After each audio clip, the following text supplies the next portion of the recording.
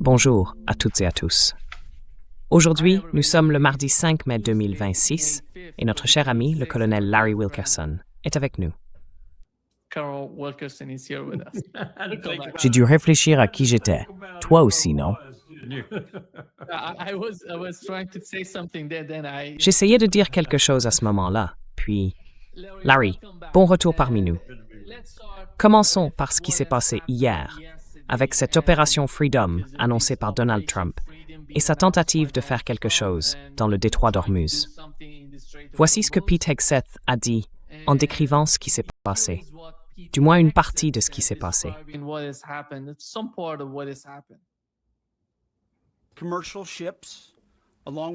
Des navires commerciaux, accompagnés de destroyers américains, ont déjà traversé le détroit en toute sécurité, prouvant que la voie est dégagée.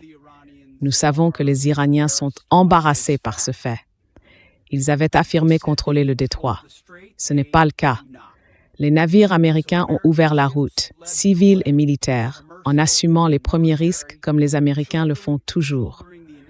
Et en ce moment même, des centaines d'autres navires, venus de pays du monde entier, se préparent à leur tour à traverser. Yeah. Which way? In or out? Oui. Dans quel sens? Entrer ou sortir? Je veux dire, il y a environ 2000 personnes qui attendent pour entrer. Donc je me demande de quel sens ils parlent exactement. Et je suis aussi curieux, Nima, parce que je suis déjà passé par là. On a déjà fait ça, comme je l'ai souvent dit, on l'a fait à la fin de la guerre Iran-Irak, à une époque où l'Iran avait beaucoup moins de capacités qu'aujourd'hui. Et nous, on en avait beaucoup plus qu'à présent. Et c'était déjà extrêmement difficile à faire. Même en 1988-89, c'était très compliqué. La raison, c'est la géographie, la taille des passages, la densité de l'eau. Je pourrais citer toutes sortes de caractéristiques maritimes qui rendent les opérations là-bas vraiment très difficiles. Mais c'est une situation où, par exemple, à l'époque, on avait probablement 3 fois plus de navires, peut-être même davantage.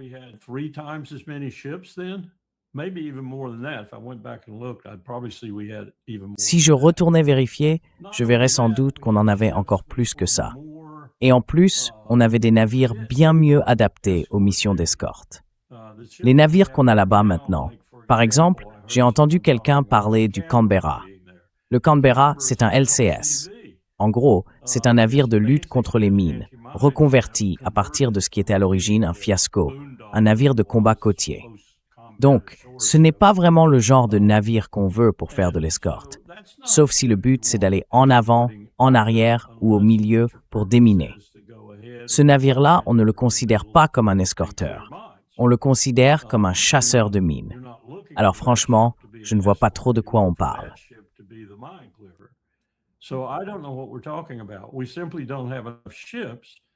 On n'a tout simplement pas assez de navires pour faire ce que Hegseth laissait entendre dans l'extrait que vous avez passé, quand il dit qu'on est prêt à escorter des gens. Il y a environ 2000 navires qui montent vers le nord. Combien vont dans l'autre sens, vers le sud? Je ne sais pas, mais je soupçonne que c'est un nombre important. Alors comment allons-nous escorter tous ces navires et garantir leur sécurité?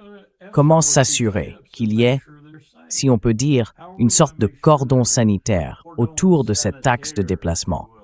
Et j'irais même jusqu'à dire, il faudrait presque le faire par groupe de 6 ou 7 navires, un peu comme un convoi, pour que ce soit vraiment efficace. Et il faudrait le faire avec au moins 30 ou 40 navires. Bon sang, c'est à peu près tout ce qu'on a, y compris les porte-avions. Alors comment ils comptent faire ça? Franchement, ça me paraît... Je ne sais pas si tu as vu cet article dans The Atlantic, il y a quelques jours, enfin c'est à ce moment-là que je l'ai lu, il disait en gros que Vance se montrait très sceptique vis-à-vis de ce que les chefs d'état-major, l'armée en général et Hegseth en particulier, racontent à Trump. Je ne sais pas si l'article est exact ou pas, mais ça semble plutôt crédible, et ça pourrait bien venir d'une fuite. And it might be a leak. I don't know. Maybe it's a leak because they want to forge. Je ne sais pas. Peut-être que c'est une fuite, parce qu'ils veulent trouver un moyen de montrer que quelqu'un, dans l'administration au moins, disait la vérité au président. D'un autre côté, c'est peut-être juste une invention. Mais je peux très bien imaginer Vance réagir comme ça. Parce que Vance semble être le seul membre de l'administration qui remet en question, avec un peu de scepticisme et de réflexion, toute la fanfaronnade qui sort du Pentagone, Safe, et surtout du président lui-même. Donc je dirais qu'il a raison. S'il remet en cause cette opération, si on peut appeler ça une opération, parce que c'est du n'importe quoi. Il n'y a aucun moyen de faire ça efficacement. Alors qu'est-ce que ça veut dire, Nima?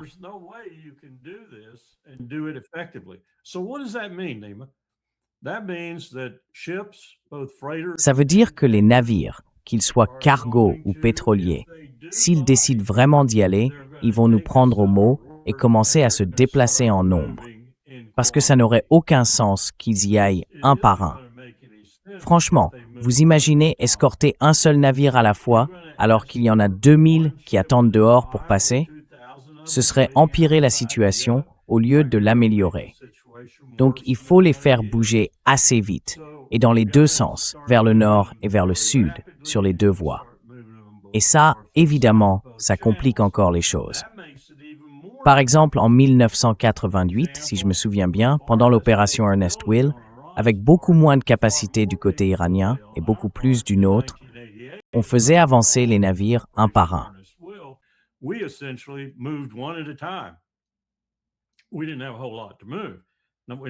On n'avait pas grand-chose à déplacer. On n'avait pas 2000 navires alignés au large du détroit, prêts à partir. Et ça fait quoi, maintenant? 60 jours qu'ils sont là. Franchement, c'est une folie logistique. Je ne comprends pas ce qu'ils font. Et on dit au peuple américain, parce que je l'entends ici, que c'est l'opération, comment déjà? Freedom Wheel, ou peu importe le nom qu'ils lui donnent, et qu'on va escorter ces navires pour s'assurer qu'ils sont en sécurité pendant la traversée. Mais il suffit d'un seul incident, un seul, et tout s'arrête. Ils arrêteront, ils n'assureront plus, ils ne transporteront plus. C'est tout ce qu'il faut. On l'a déjà vu avec Bridgerton, pendant l'opération Ernest Will.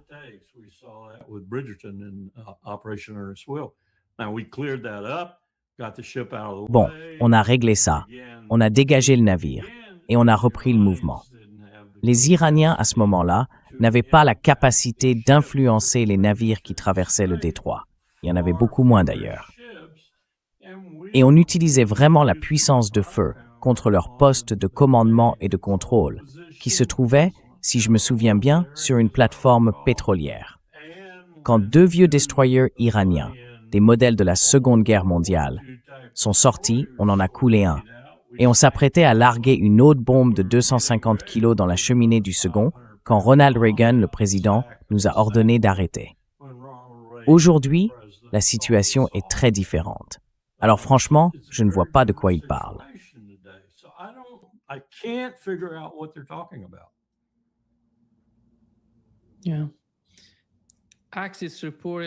Oui.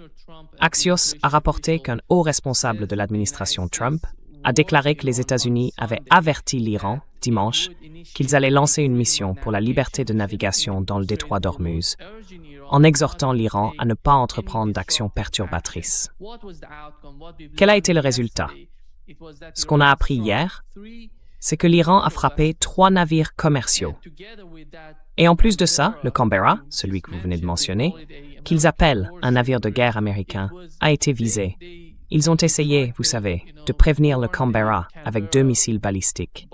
Et le Canberra, est revenu à sa position initiale.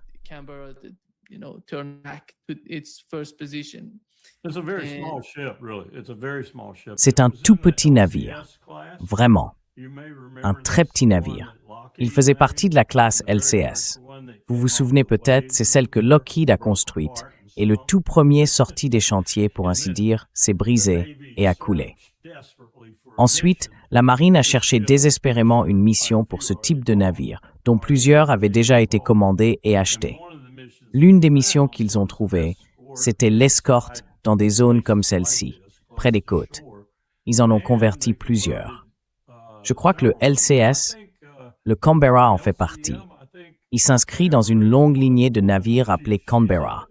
Je pense qu'il y en a eu 2 avant lui, mais c'était des types de navires différents. Celui-ci, je crois, a été transformé en navire de guerre des mines. Donc ça a un certain sens de le placer avec des bâtiments susceptibles de heurter des mines. Ce n'est pas un navire de protection au sens de tir de missiles ou ce genre de choses. Il a quelques armes, mais pas beaucoup.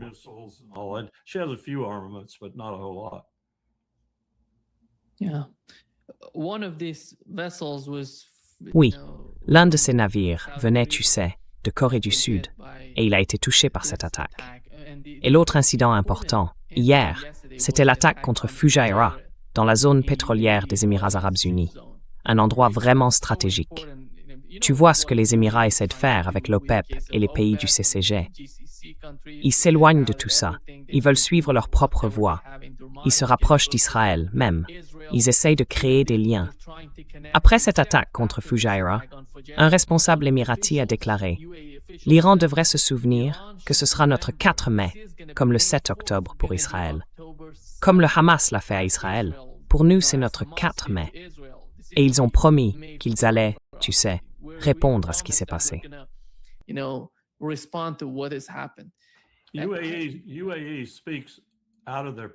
Les Émirats arabes unis parlent à tort et à travers, tout le temps, la petite Sparte, comme ils disent. On va rejoindre l'Arabie saoudite, on va vaincre les Houthis, on va les mettre à terre, on va les écraser. Et puis, quelques années plus tard, ils quittent tout le conflit parce qu'ils se font laminer. Les Émirats, disons-le clairement, ils ne sont pas à la hauteur de leurs paroles. Allez-y, essayez donc, petite Sparte. L'Iran vous effacera de la carte.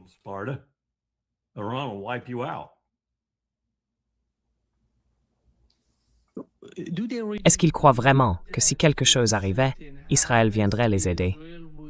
Non. Je pense qu'il serait vraiment difficile pour Israël de faire quoi que ce soit en ce moment, parce qu'Israël est sous pression sur 3 ou 4 fronts différents. Clairement sous pression à Gaza, sous pression en Cisjordanie et même maintenant à Jérusalem-Est, où ils sont devenus complètement incontrôlables, et sous pression au maximum au Liban, où ils sont en train de perdre. Et on me dit qu'ils se préparent à aider à nouveau le Hezbollah. Franchement, on ne pourrait pas inventer ça. Ces gens sont fous, Nima. Fous. Et les Émirats arabes unis aussi, complètement fous. Tout ça, c'est juste de la rhétorique. C'est du genre « Ah d'accord, je vais envoyer une bande de terroristes attaquer l'Iran ». Ça en dit long, comme le répète souvent Larry Johnson, et il a raison. Les plus grands États soutenant le terrorisme dans le monde, ils sont là-bas, de l'autre côté du Golfe. Et on pense que l'appeler maintenant le Golfe arabique va nous donner une sorte de légitimité supplémentaire pour cette guerre. Seigneur, franchement, si je ne savais pas qu'il s'agissait d'une guerre avec des gens qui meurent, je croirais regarder un dessin animé.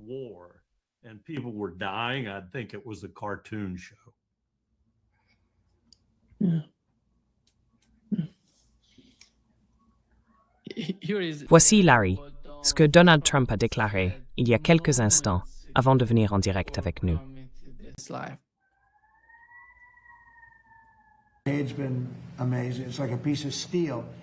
C'est incroyable. C'est comme un morceau d'acier. Personne n'osera défier le blocus. Et je pense que ça marche très bien. On va voir. Je peux dire une chose, l'Iran veut conclure un accord. Ils sont très fiers. Peut-être que vous ne verrez pas de drapeau blanc, mais en réalité, c'est déjà ce qu'ils sont. Ils devraient le brandir, ce drapeau blanc de reddition. Au hockey, on dit « oncle », non? Alors, quand est-ce qu'ils vont dire « oncle » ?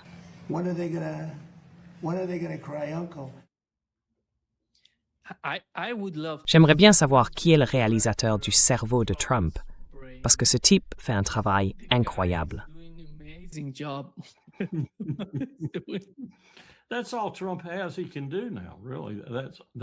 C'est tout ce que Trump peut faire maintenant, vraiment. C'est tout ce qui lui reste.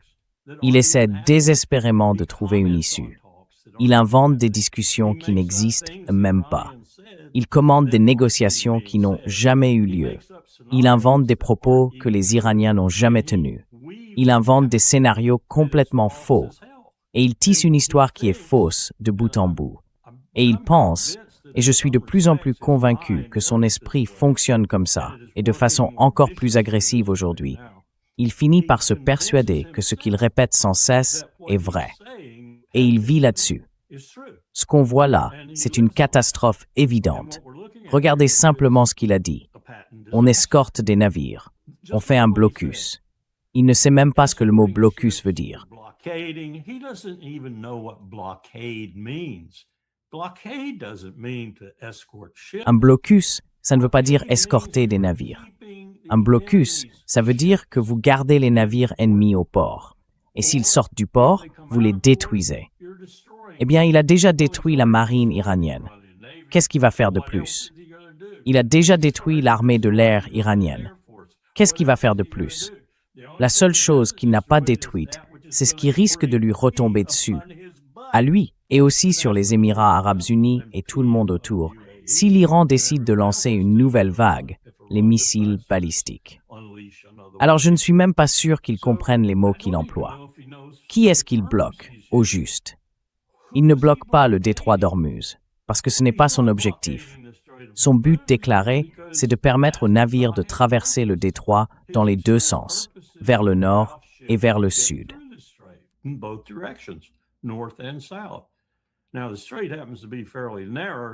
Le détroit est assez étroit, donc il est difficile d'imaginer que, s'il y a des hostilités, des mines suspectées et tout ça, plus d'un navire puisse passer.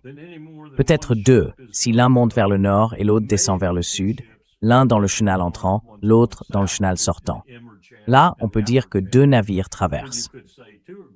Si vous parlez de blocus, ça veut dire qu'aucun navire ne passe. Si vous parlez d'escorte, ça veut dire que seuls ceux que vous escortez pourront passer. Alors pourquoi cette confusion dans les termes? On ne fait pas un blocus quand on escorte. En 1988, on n'a jamais utilisé ce mot. Jamais. On disait qu'on escortait des navires rebattant pavillon américain, des navires koweïtiens, et on le faisait un par un. Et quand on les escortait, on prenait des risques avec nos bâtiments de guerre. L'un d'eux a d'ailleurs heurté une mine et a failli couler.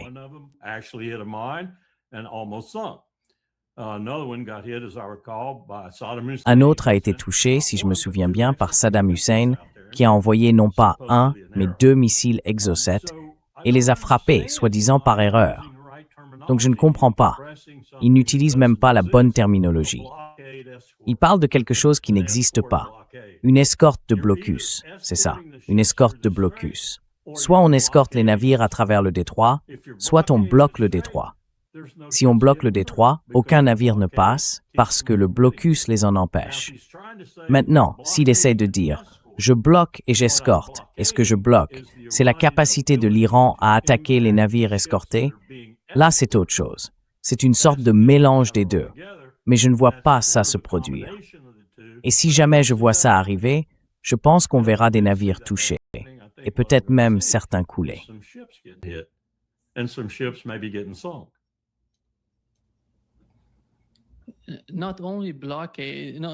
Pas seulement un blocus. Larry, tu as parlé de blocus, mais c'est autre chose, quelque chose de pire. On a fait un cessez-le-feu. Ak a dit qu'ils allaient demander quel genre de cessez-le-feu on a en ce moment. Vous vous battez entre vous, vous vous frappez, vous vous tirez dessus. C'est quoi ça? C'est censé être en vigueur?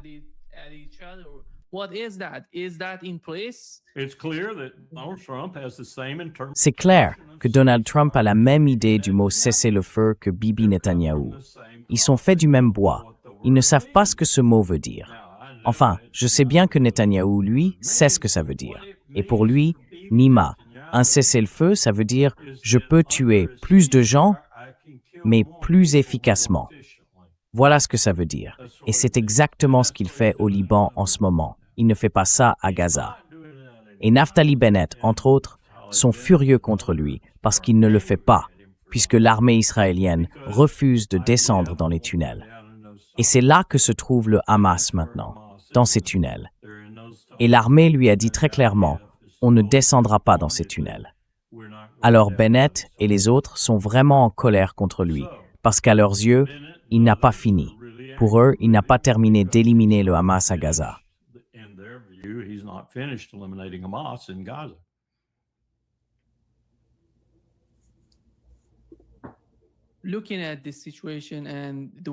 Quand on regarde la situation et qu'on apprend qu'il y a plus de 30 avions ravitailleurs dans la région, avec toute l'activité qu'on observe en ce moment, on voit bien qu'ils déplacent les chasseurs, les avions citernes et qu'ils font venir les armes sur place. En mettant tout ça bout à bout, on a l'impression qu'ils se préparent à une guerre d'une dizaine de jours, peut-être 12, pas plus. C'est ce genre de scénario qu'ils semblent anticiper. Quelle est votre estimation à vous?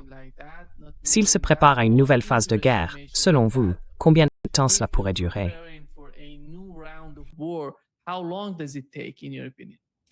I think J.D. Vance, if Je pense que J.D. Vance, si l'article de l'Atlantique est exact, ou même seulement en partie exact, a raison d'être inquiet.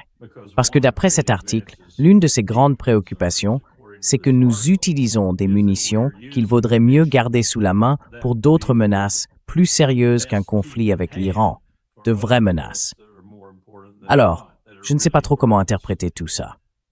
Je sais que Larry Johnson disait qu'il pense qu'Israël et les États-Unis vont lancer une nouvelle offensive majeure. C'est tout à fait possible, mais je ne suis pas sûr d'y croire, parce que d'abord, les marchés ne sont pas dans le bon état. Et puis Trump n'attaque jamais, à moins que les marchés ne soient positionnés pour que ses amis puissent gagner beaucoup d'argent.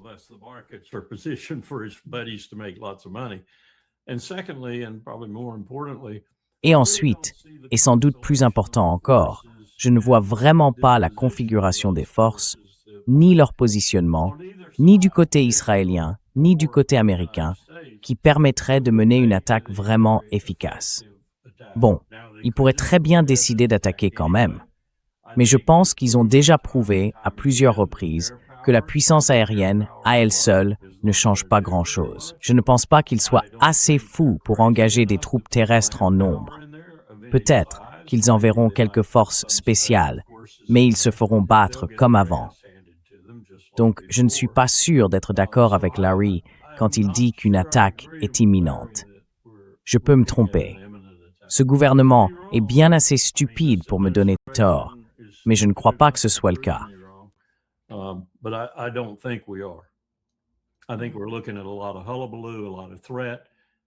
Je pense qu'on assiste à beaucoup de bruit, beaucoup de menaces, et à Donald Trump qui semble très désespéré de créer assez de tension pour obtenir une sorte de concession de la part des Iraniens. Jusqu'à présent, je ne vois rien, absolument rien, qui ressemble à une concession durable qu'il aurait obtenue d'eux, ni rien qui puisse les satisfaire en échange de ce qu'il leur offrirait. Parce qu'on sait bien ce qu'ils veulent. Et ce qu'ils veulent, à mon avis, n'est pas négociable. Des choses comme « il faut que vous quittiez la région » ou « il faut lever les sanctions primaires et secondaires ». Je ne pense pas qu'ils renonceront à ça. Ils préféreront mourir plutôt que d'abandonner ces exigences. They'll give up their lives before they give up those things.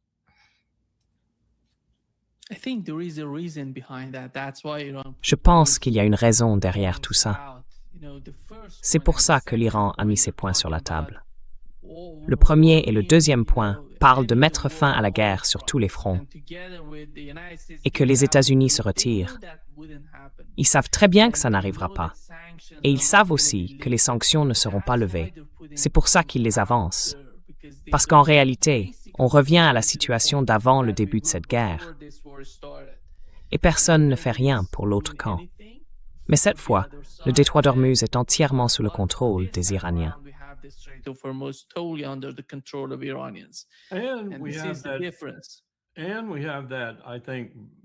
Et nous avons eu, je pense, une interview vraiment sans précédent, si on peut dire, avec Vladimir Poutine. Il y a aussi ce voyage prévu de Donald Trump vers la première puissance mondiale, que selon moi, il va annuler. Je ne pense pas qu'il ira. Et la situation est complètement différente aujourd'hui. Si on regarde les alliés qui se sont alignés contre nous dans ce conflit, depuis tout début jusqu'à maintenant, je crois qu'il est très clair que la Russie est un allié de l'Iran et qu'elle fera tout ce qu'il faut pour éviter qu'il ne s'effondre. Et il est sans doute tout aussi évident que la Chine est en colère et prête à en faire beaucoup elle aussi dans ce sens. Je ne sais pas jusqu'où ils iront exactement. Plus de satellites au-dessus de nos têtes, plus de soutien diplomatique, je ne sais pas, mais je pense que Xi Jinping est prêt à agir. Et ça, c'est quelque chose que je n'aurais pas dit il y a 6 ou 7 mois. Peut-être même pas il y a 6 semaines.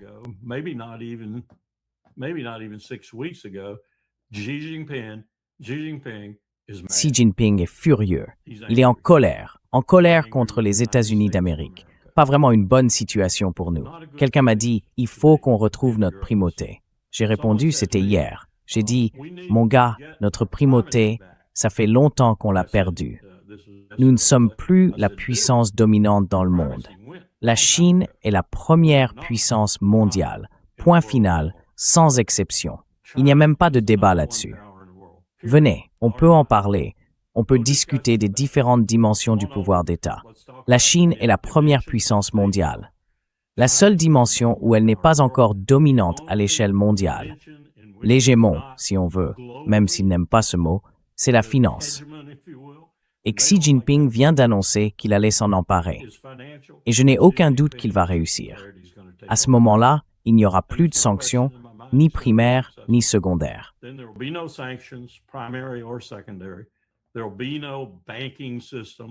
n'y aura plus de système bancaire, il n'y aura plus de système SWIFT, et à terme, il n'y aura sans doute plus de consortiums pétroliers composés d'autre chose que de la Chine, de la Russie et de leurs actifs associés. Vous pouvez prendre le nôtre autant que vous voulez. Ce pétrole de fracturation, il faut 50, 60 $ pour le sortir du sol. Il faut des prix comme ceux d'aujourd'hui pour en tirer un bénéfice et le produire. Et ça, Donald Trump en raffole. Il adore ça. Le bassin permien, au Texas, adore ça aussi, parce que maintenant leur pétrole est rentable sur le marché mondial. Si le prix du baril redescend à un niveau supportable, en dessous de 50 $, on ne peut plus fracturer. C'est plus rentable. On peut le faire, mais on y laisse une fortune.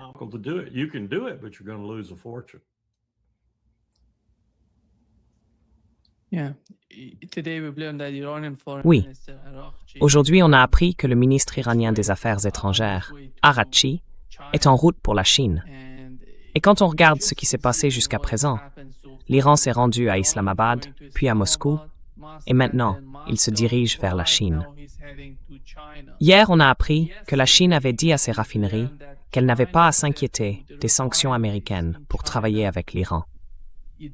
Elles peuvent collaborer avec l'Iran en ignorant simplement les sanctions des États-Unis.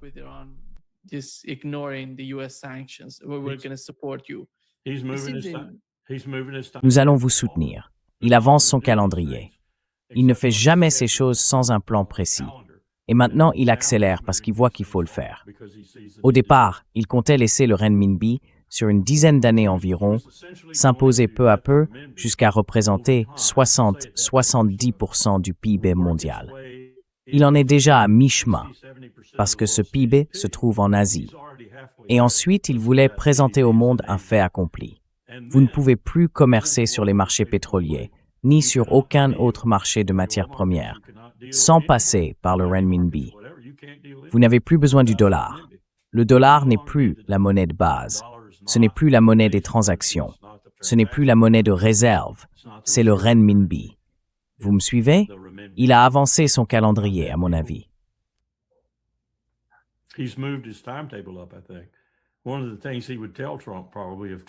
L'une des choses qu'il dirait sans doute à Trump, si Trump faisait le déplacement, c'est exactement ça. Je suis sûr que Poutine le sait. Je suis sûr qu'ils se sont coordonnés là-dessus. Je suis sûr qu'ils ont trouvé un moyen pour que le rouble reste stable pendant un bon moment, peut-être même en parallèle avec le renminbi, jusqu'à ce que tout ça s'effondre, ce qui, à mon avis, est inévitable. Mais ça n'arrivera pas avant que l'Empire ait beaucoup perdu de sa capacité à imposer des sanctions. Et ça, Xi Jinping déteste. Il déteste les sanctions. Il l'a même dit lui-même. Et franchement, je ne peux pas lui en vouloir. Regardez.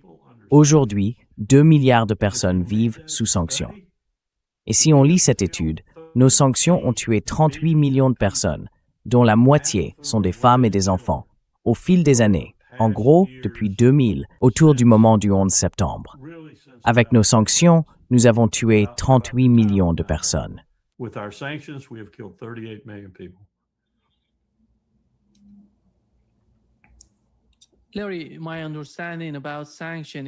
Larry, d'après ce que je comprends des sanctions, peu importe qui les impose. Que ce soit un républicain ou un démocrate à Washington, ça ne change rien. Parce que l'establishment est tout simplement accro à ces sanctions et à ces tarifs douaniers. Et ils vont continuer à les appliquer encore et encore, jusqu'au jour où elles n'auront plus aucun effet, plus aucune influence. Et quand ils iront dire à ces pays qui ont subi ces sanctions pendant si longtemps, on va lever, c'est on n'a plus besoin.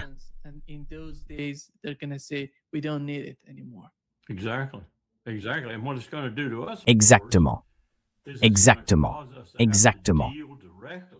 Et ce que ça va provoquer pour nous, bien sûr, c'est qu'on va devoir affronter directement notre dette colossale, qui approche maintenant les 40 000 milliards de dollars au total. On va devoir gérer ça sans pouvoir compter sur d'autres pour acheter notre dette, acheter notre monnaie, ou devoir fonctionner avec notre monnaie. Jusqu'ici, ça nous donnait un levier pour faire face à cette dette, même quand elle atteignait des montants gigantesques, comme aujourd'hui. Une fois que cette pression disparaît, une fois que ce soutien s'en va, notre capacité à gérer la dette va s'effondrer, alors que son volume, lui, va continuer d'augmenter. Je veux dire, on parle d'une situation où, comme dans l'Allemagne de Weimar, on ne pouvait même plus acheter une miche de pain.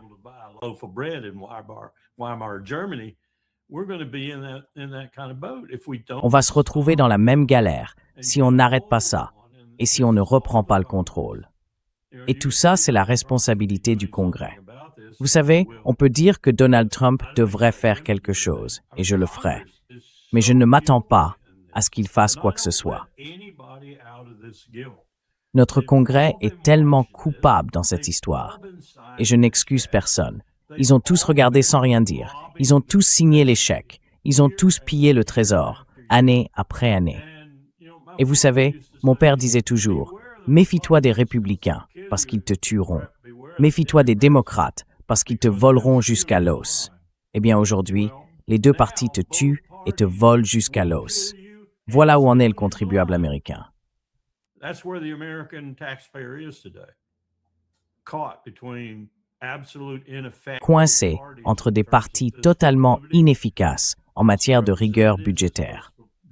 La Chambre des représentants est censée être l'endroit où l'on s'occupe des crédits. Johnson n'aurait pas la moindre idée de comment faire, même s'il voulait le faire. Donc, on est dans le pétrin, et je ne cesse de le dire aux gens, faites attention.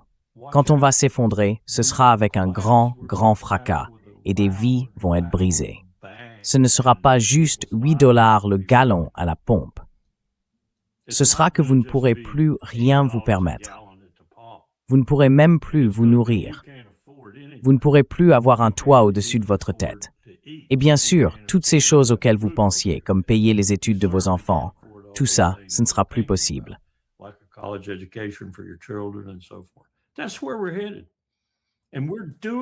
C'est là que nous allons.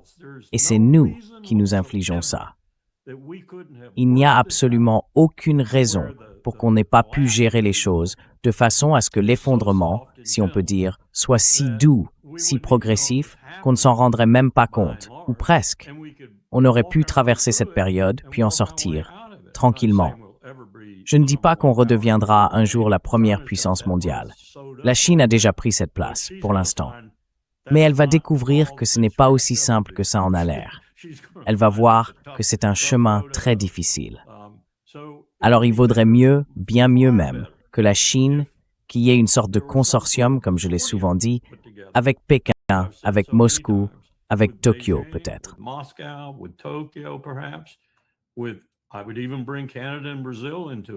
J'irais même jusqu'à inclure le Canada et le Brésil.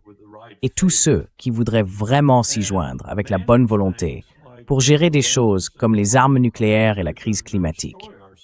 Parce qu'on va finir par se détruire avec les deux si on ne fait rien. Et la seule façon d'agir, c'est ensemble.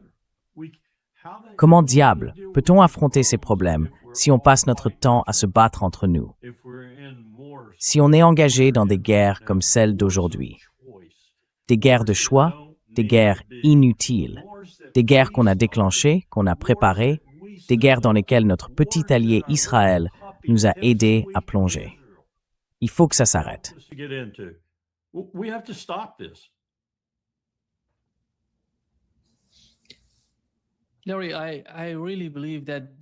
Larry, je suis vraiment convaincu qu'il n'y aura pas d'accord entre les deux parties dans le Golfe Persique, parce qu'aucune d'elles n'est en mesure d'accepter les conditions que l'autre met sur la table. Du côté iranien comme du côté américain, l'Iran ne peut pas se permettre ce que l'administration Trump demande. Et je dirais que l'administration Trump ne peut pas non plus se le permettre. Alors, quel sera le résultat de cette guerre? L'un des éléments, c'est, vous savez, cette nouvelle. Voici ce que les Iraniens viennent de publier, il y a tout juste une heure.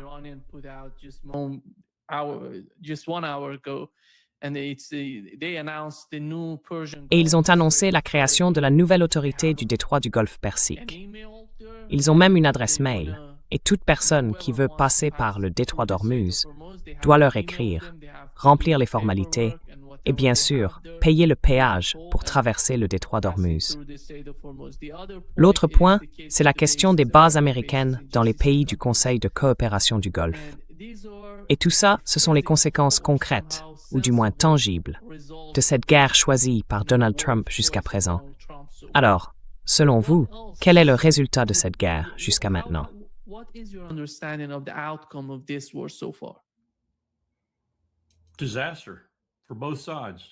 C'est une catastrophe pour les deux camps. Une vraie catastrophe pour les deux. Pour l'Iran, d'abord, parce qu'il a perdu tant de vies humaines, tant de lieux culturels, d'établissements scolaires, d'hôpitaux. Tout cela relève de crimes de guerre. Et pour nous aussi, parce qu'on ne sait plus ce qu'on fait. On gaspille le peu de pouvoir qu'il nous reste sur plusieurs fronts à la fois. Et il n'y a pas de fin à tout ça, comme vous venez de le dire. Alors, ce qui va se passer, c'est qu'on va finir ruinés, tous les deux, chacun d'un côté du canal, ou si vous préférez, d'un côté du détroit. Avec nos alliés saoudiens derrière nous, tout aussi ruinés que nous, et on se regardera figés, avec ce regard vide, ce regard de 1000 kilomètres.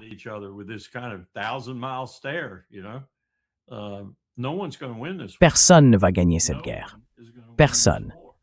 Je dirais que le journal Haaretz avait raison quand il disait que tout ce que l'Iran a à faire pour gagner, c'est de ne pas perdre. Alors si c'est ça une victoire, même si elle est pyrrhique, eh bien l'Iran aura la victoire. Mais ce sera une victoire à la Pyrrhus. Autrement dit, ils n'en tireront aucune satisfaction parce que ce sera terriblement sanglant. Et Donald Trump, lui, semble déterminé à rendre cette guerre sanglante jusqu'au bout, quitte à détruire son propre pays dans le processus. Je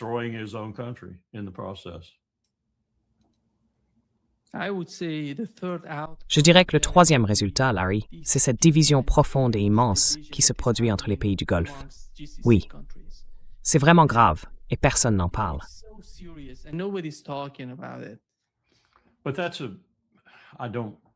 Mais ça, c'est... Je ne veux pas paraître désinvolte, mais c'est secondaire, je pense, face à un pays comme l'Iran, qui pèse plus lourd que tous ces pays réunis. Et je le dis sérieusement. Vraiment, il pèse plus lourd que tous ces pays réunis. Et puis, il y a les États-Unis, qui, vous savez, s'apprêtent à fêter leur 250e anniversaire et qui sont en train de se suicider. C'est vraiment tragique. Ce n'est pas comme à l'époque d'Hitler en Allemagne, de Tojo au Japon, de Churchill en Grande-Bretagne, de Roosevelt en Amérique, ou même de Staline en Russie. C'est très différent, vraiment très différent. Et ce n'est pas comme si ça n'était jamais arrivé avant. Il y a eu dans le passé des empires que je ne dirais pas que tout le monde aimait, mais qui valaient mieux que d'autres.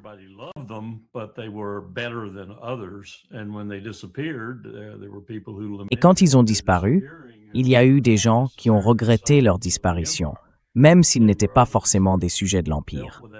C'étaient d'autres peuples, d'autres puissances qui avaient affaire à cet empire. Prenez Cyrus le Grand, par exemple, et ce que représentait l'Empire perse à cette époque.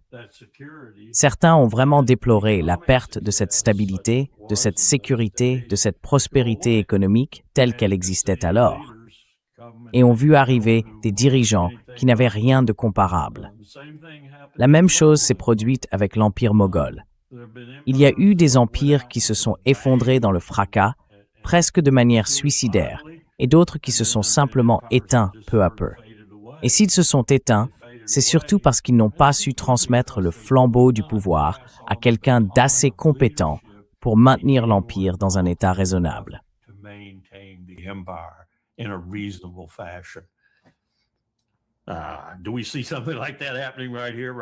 Est-ce qu'on voit quelque chose comme ça se produire ici, en ce moment même?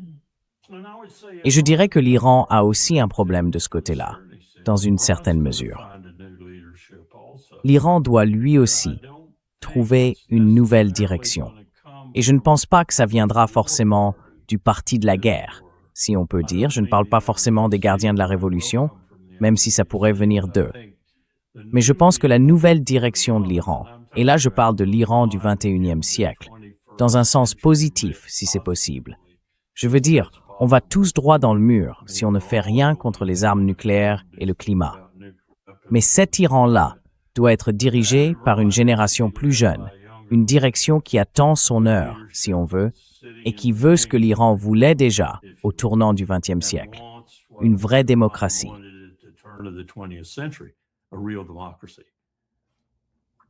Oui. Larry, aujourd'hui, on leur a posé une question à propos de, je ne sais pas si tu as entendu parler de ça, des dauphins kamikazes sur CNN. Oui, des dauphins kamikazes. Voilà ce qu'a dit le général McCain. N'est-ce pas qu'on est des dauphins kamikazes? Oui, laissez-moi juste corriger ça. Niaise qu'on est des dauphins kamikazes, mais je peux confirmer qu'on n'en a pas. Monsieur le secrétaire Hagel, y a-t-il encore des inquiétudes concernant la présence de mines dans le détroit? Et pouvez-vous nous éclairer un peu sur ces histoires de dauphins kamikazes dont on a entendu parler? Je n'ai jamais entendu parler de cette histoire de dauphins kamikazes. C'est un peu comme les requins avec des lasers, non? Compare ça, Nima, avec une vidéo que j'ai vue sur YouTube, complètement par hasard. On y voit un marin, je ne sais pas qui c'est, il a l'air grec ou turc peut-être, à l'arrière d'un bateau de pêche. Et dans un très long filet dérivant, comme ça arrive souvent, ils ont attrapé un bébé dauphin. Le marin remonte le filet, il voit le petit dauphin. Ces filets coûtent cher, et quand il faut les réparer, c'est presque toujours à la main. Alors il tire doucement, il coupe le filet, et il commence à dégager le petit dauphin, minuscule, adorable. Il doit faire quoi, cette taille-là, à peu près?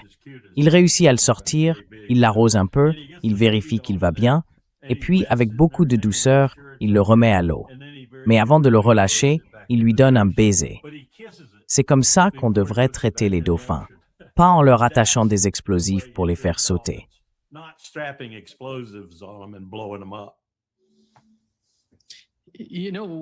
Tu sais ce qui est incroyable, Larry? C'est que Pete Hegseth ne rate jamais une occasion de fanfaronner. Non, Pete Hegseth. Il ne l'a pas, mais ne peut pas confirmer si moi je l'ai. J'ai besoin d'un peu de son alcool. Le soir, j'ai besoin d'un peu de son alcool. Et là, franchement, ça te met complètement à côté de la plaque, je crois.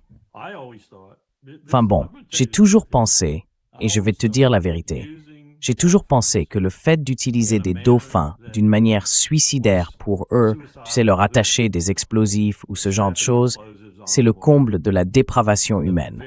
Les dauphins, à mon avis, et j'ai eu pas mal d'interactions avec eux dans l'océan, sont plus intelligents que nous, bien plus intelligents que nous. Les dauphins pourraient nous apprendre 2 ou 3 choses sur la vie. Et qu'est-ce qu'on fait? On leur attache des explosifs et on les envoie détruire un navire ou je ne sais quoi. Voilà, c'est un exemple parfait de ce que représente Pete Hegseth. Pas qu'il ait inventé ça, mais c'est un exemple parfait de ce qu'il incarne. but it's a perfect example of what Pete Hegseth stands for. Kill them all. Tuez-les tous, pas de quartier, crime de guerre, c'est la guerre. War. Don't talk about Ne me parle pas de crimes de guerre. war crimes. Il n'y aura pas de tribunal de Nuremberg pour moi. Tribunal for me.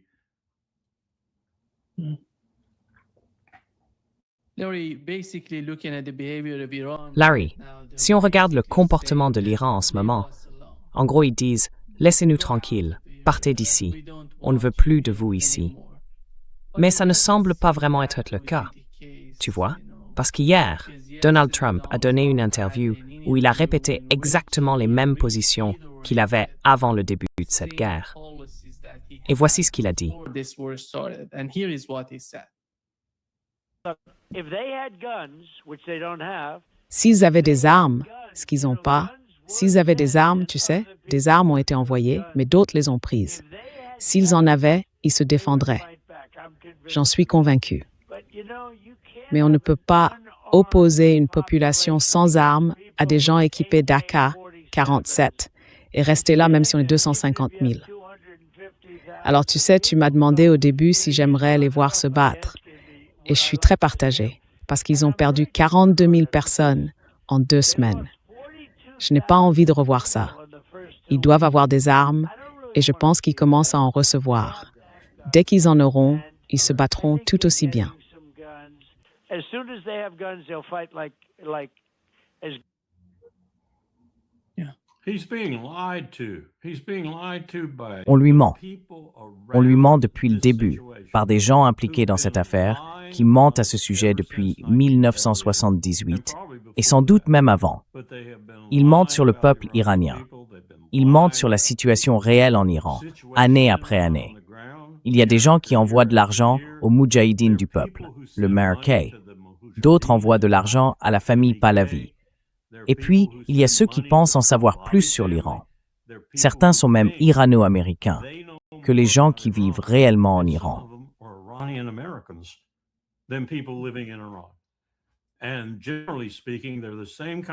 Et d'une manière générale, c'est le même genre de personnes qu'on a chez nous.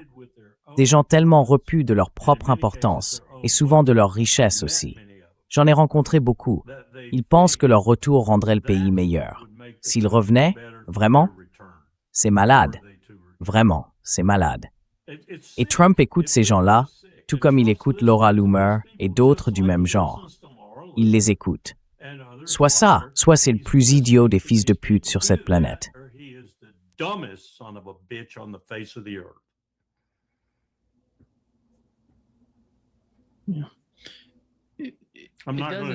ne vais pas lui dire que les AK ne sont pas leur arme préférée. Oui, il a ça en tête, vous savez, les AK. Pour lui, tous ces gens dehors, les gens méchants, les noirs, les bruns, les métis, tous, ils ont des AK. C'est comme ça qu'il voit les choses. C'est leur arme, les AK. Et c'est une très bonne arme. En fait, c'est un Kalachnikov. Et tous les Kalachnikovs sont plutôt corrects. C'est une très bonne arme. J'en ai porté un au Vietnam. J'avais pas mon 38 spécial. J'avais un AK-47 et environ 60 cartouches.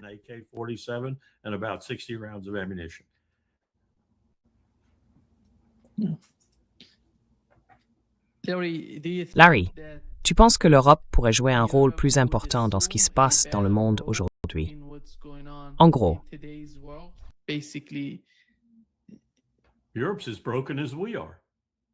l'Europe est aussi brisée que nous. Regarde-la, d'en haut en bas, de gauche à droite, de droite à gauche, d'est en ouest, d'ouest en est, du nord au sud, du sud au nord. Ils ne valent pas mieux que nous. Pris individuellement, certains sont peut-être pires. Je ne sais pas ce qui va se passer, Nima. Le monde occidental réagit à ce déplacement inexorable du pouvoir qui s'éloigne de lui pour aller vers l'Est, avec les émotions d'un enfant de 2 ans et les capacités intellectuelles d'un enfant de 4 ans. Non, je retire ça. C'est une insulte pour les enfants de 4 ans. No, I can't say that. That's an insult to 4-year-olds.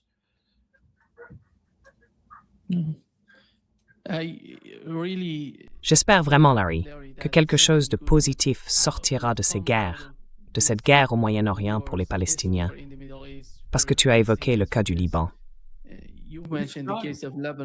We've forgotten about On les a that. oubliés, non? Yeah, Oui, totally forgotten. complètement oubliés. Tu sais qui ne les a pas oubliés? Ceux qui vivent à Téhéran. They live in Tehran. Oui, Isn't that something? Isn't that something? I read today C'est pas incroyable, that ça? they think C'est there pas are incroyable? 20,000 right now, most J'ai lu of the aujourd'hui children qu'ils pensent qu'il y a in these 28 000 countries personnes en ce that moment, they're gonna plow surtout to des build the femmes first et des buildings in enfants, the glorious sous le new béton Gaza. qu'ils vont I retourner think pour that's construire les I don't premiers think it's bâtiments 28,000. de la Now, glorieuse maybe nouvelle they're Gaza. talking about that particular spot. Moi, je pense que c'est une I think it's blague. more like Je ne crois pas 200,000. que ce soit 28 000. And I do think that's what Peut-être qu'il parlait de Kushner cet endroit and précis. Witkoff and Trump À mon and avis, c'est Tony plutôt Blair and 200 000. others associated with Et this je pense movement vraiment que are c'est ce que gonna do. Kushner, Witkoff, Trump, Tony Blair et les autres associés à cette nouvelle Gaza vont faire. Ils vont donner les contrats aux Israéliens, peut-être faire venir quelques entrepreneurs étrangers, et ils vont prendre des bulldozers, tout pousser en tas, tasser, couler du béton par-dessus, et ce sera le sol de la nouvelle ville. Et tous ces morts resteront dessous, sans jamais qu'on en rende compte.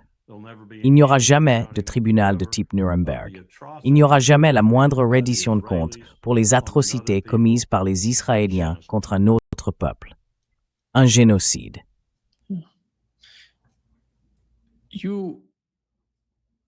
Larry, do you feel that Larry, est-ce que tu penses que la poursuite de la guerre entre le Liban et Israël pourrait d'une certaine façon atténuer la situation ou réduire, tu sais, la dureté de ce qui se passe à Gaza à ce sujet? Parce que non seulement à Gaza, mais aussi en Cisjordanie, la situation est même d'une certaine manière encore pire.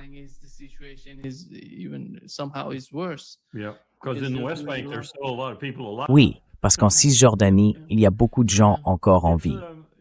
Oui, je crois avoir entendu que le président a dit hier soir, le président du Liban, qu'aussi longtemps qu'Israël ne respectera pas le cessez-le-feu, eux non plus ne le respecteront pas. Alors je ne sais pas trop ce que ça veut dire. Je suppose que ça veut dire que chaque Libanais armé va prendre son arme et aller se battre contre les Israéliens. J'aimerais que ce soit le cas, mais il a dit, « Moi, je ne suis plus dans cette histoire si Israël continue à faire ce qu'il fait. » Il n'y a pas de cessez-le-feu au Liban. There's no ceasefire in Lebanon. Non, non. Et je pense qu'il croyait qu'avec la chute d'Assad, il n'y aurait plus de lien entre l'Iran et le Liban. Mais quand on voit comment le Hezbollah se défend, on se dit non, le lien existe bel et bien. Yeah, very much still there. And Oui, I c'est toujours think I bien told présent. you, or I Et je crois que je te l'ai déjà dit, je l'ai mentionné dans un podcast. L'autre personne connaissait bien la région, donc il a un peu ri, mais un Libanais m'a appelé et m'a dit « J'aimerais que les Syriens reviennent. » C'était plus sûr quand les Syriens étaient là.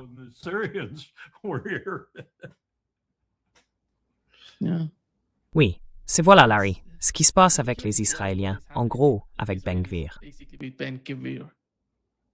The cake for Itamar Ben-Gvir's 50th. le gâteau pour le 50e anniversaire d'Itamar Ben-Gvir. On peut y lire « Félicitations, ministre Ben-Gvir. Parfois les rêves deviennent réalité. » Le ministre israélien de la Sécurité nationale issu de l'extrême droite a porté avec fierté l'image du nœud coulant, symbole d'une nouvelle loi qui impose la peine de mort aux Palestiniens reconnus coupables d'avoir tué des Israéliens. Cette loi fait de la pendaison la méthode d'exécution par défaut. Elle instaure en pratique la peine de mort comme sanction réservée exclusivement aux Palestiniens condamnés pour des crimes à motivation nationaliste, mais pas aux Israéliens juifs reconnus coupables de meurtres nationalistes de Palestiniens. Convicted of nationalistic murders of Palestinians. A coalition of human rights organizations. Oui, c'est la codification de leur statut de criminel de guerre. Franchement, si j'étais un juge comme Robert Jackson, tu sais, le tribunal de Nuremberg ou l'un de ces gens-là, je serais ravi à l'idée de siéger dans un tribunal pour juger ces personnes. Pas besoin d'aller chercher des preuves. Tout est là, à la télé, dans les podcasts, devant les caméras. Ces gens sont des criminels de guerre. Des criminels de guerre exactement comme l'étaient les hommes d'Adolf Hitler. De Himmler à n'importe quel Allemand que tu veux citer, ce sont des criminels de guerre. En fait, le dossier est tellement limpide, tellement évident dans sa nature, que j'en aurais presque envie d'être le juge si j'étais avocat.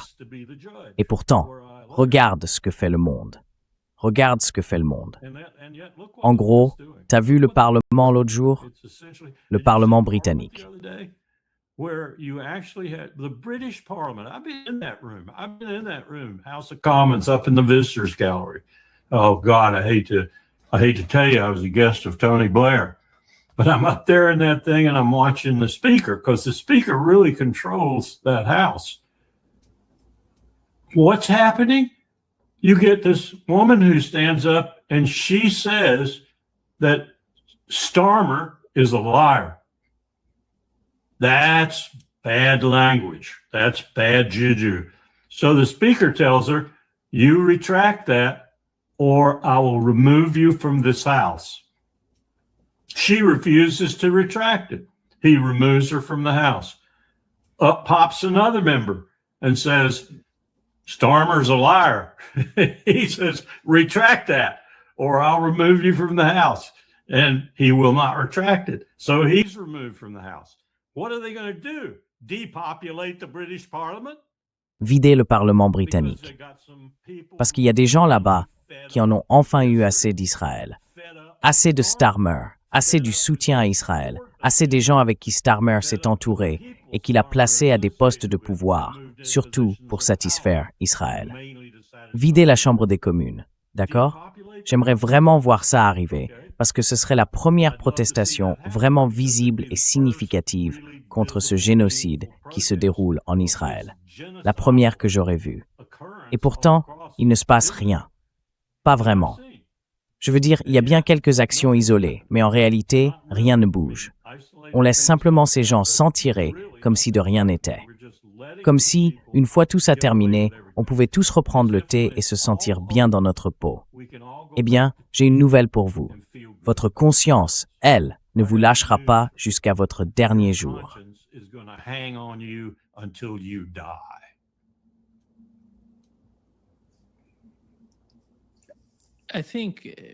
Je pense qu'on peut dire qu'Israël ne veut pas que les États-Unis quittent cette guerre, ni qu'ils se retirent de ce conflit contre l'Iran. Et ils font tout pour l'empêcher. Et ils sont seuls. Oui, ils sont vraiment seuls. Ce n'est pas seulement à propos de Netanyahou, Larry. Ce n'est pas juste à cause de son procès. C'est à propos de tous. Tu sais, Naftali Bennett a dit hier que si on laisse la situation telle qu'elle est aujourd'hui, on va avoir un nouveau 11 septembre. Et voici ce qu'il a dit. On a entendu. J'étais ça. Oui. La réalité, c'est qu'Israël est une démocratie.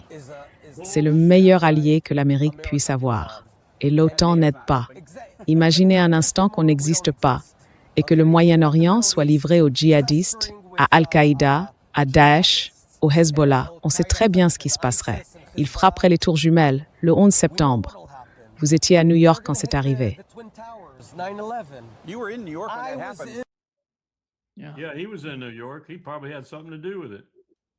Oui, il était à New York. Il a probablement eu quelque chose à voir avec ça. Non. Tu ne croirais pas les emails que je reçois. Tu ne croirais pas les gens qui me racontent que les Israéliens étaient complices du 11 septembre, que les Saoudiens étaient complices du 11 septembre. Bon sang, la BBC est en train de préparer un documentaire sur la complicité saoudienne. On fait une interview la semaine prochaine. Naftali Bennett, c'est un exemple de Ben Gvir. Et Ben Gvir, c'est un exemple de Smotrich. Et Smotrich, Ben Gvir, Naftali Bennett et Lapid sont des exemples de Bibi Netanyahou. Et faut-il le dire, ils représentent environ 85% des Juifs israéliens. Et nous, on est liés à eux par un lien qu'on semble incapable de rompre. C'est un lien de mort. Souviens-toi de l'histoire de Lot, de sa femme de Sodome et Gomorrhe. Dieu dit, ne te retourne pas. Et la femme de Lot se retourne et elle est changée en statue de sel. Nous allons tous être changés en statue de sel.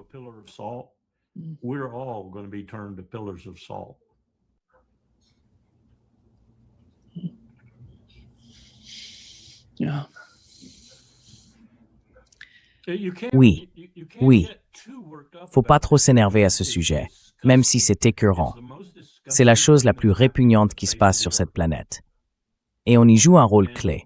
On est ceux qui accélèrent le processus, ceux qui fournissent les balles. C'est nous qui rendons tout ça possible. On devrait disparaître, Nima, rien que pour ce crime-là. We should disappear, Nima, just for that crime alone.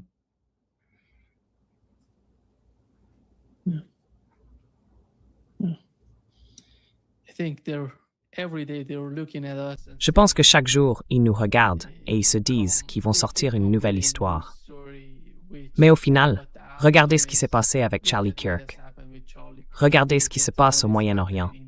Ces enfants ont été tués en Iran et cette école, tout tourne autour d'une seule chose. Je crois que tout le monde peut voir ce qui se passe maintenant. C'est incroyable.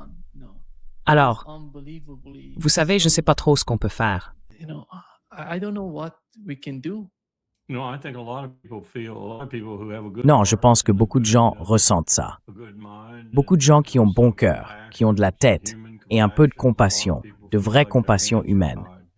Beaucoup ont l'impression d'avoir les mains liées parce qu'ils ne peuvent rien faire.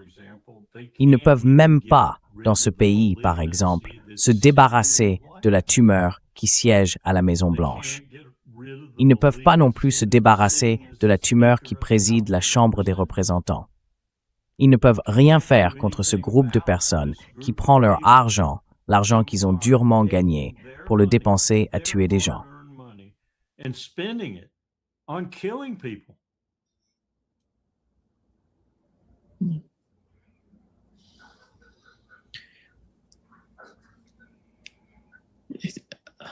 Larry, thank you for being with us Larry, today. merci d'être avec nous aujourd'hui. Unfortunately, every time Malheureusement, à chaque fois qu'on se parle, c'est de la guerre qu'il s'agit.